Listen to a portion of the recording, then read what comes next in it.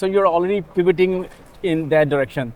Exactly. Yeah. Now, you also mentioned regulated industries. Nowadays, of course, we are in Europe, geopolitical crisis is going on, wars are going on, but there has been a growing movement towards sovereign cloud, sovereign AI. Yeah. How does LocalStack kind of also enable that capability, especially not only just high, I think it doesn't really matter these days whether you're regulated or not regulated. Yeah. You do want, and Europe is also building its own cloud, the alternatives to a lot of US-based solutions. So how do you feel that your positions in the right place, right time to also address this problem that we did not even envision? Exactly. Yeah, we have a lot of conversations actually at KubeCon here about sovereign cloud, and it's a trend that's coming up. So I think in general we're seeing a bit more trend towards decentralization, right? So maybe going away from this ultra centralized model of the clouds. And Europe is kind of very much on the forefront here.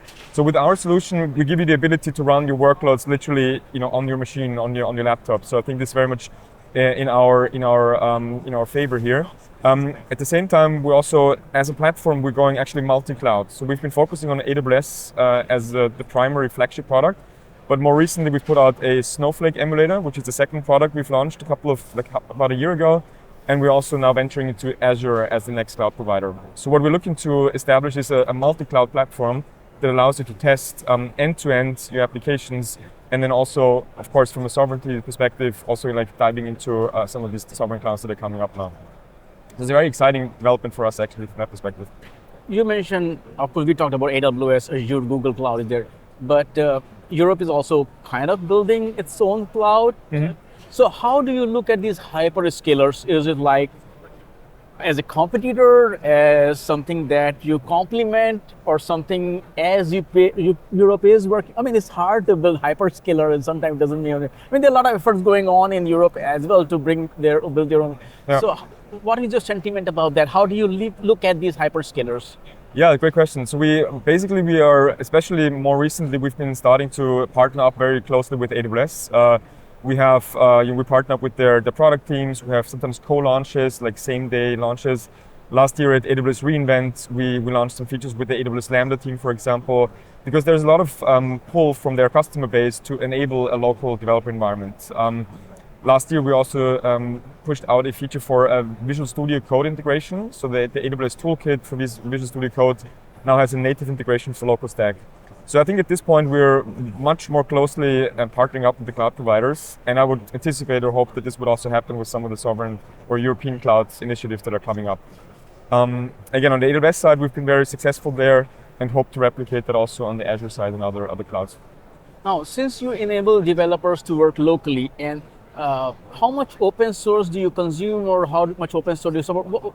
How much your toes are in the open source world? Yeah, so we definitely have a strong DNA in the open source. So we contribute part of our internal platform to open source projects. We also contribute a lot to upstream projects. So I think in the company DNA, it's pretty strong because the world really runs on open source. At the same time, I think now with some of the agentic changes happening, I think open source in general is going through an interesting shift right now as we speak.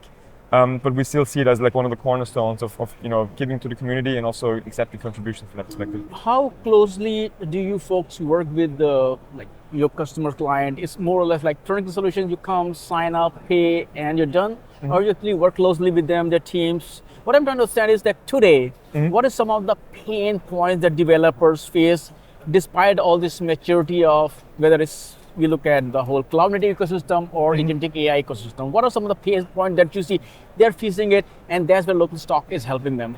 Yeah, great point. So I would say there's two motions. One is our self-serve motion, where people can just literally, download the software and just get started easily. We call it a digital twin of the cloud, right? So you just run your container and all your application, also things like infrastructure as code. Maybe if you have something like Terraform, you just point it to LocalStack and it just works out of the box automatically.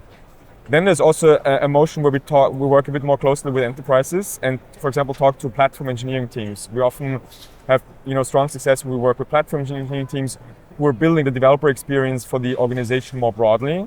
And those are typically our main sparring partners to introduce LocalStack as a main value driver across the broader organization. And then we can also play to the strengths of the solution. We can adjust it, tailor it to the respective environments.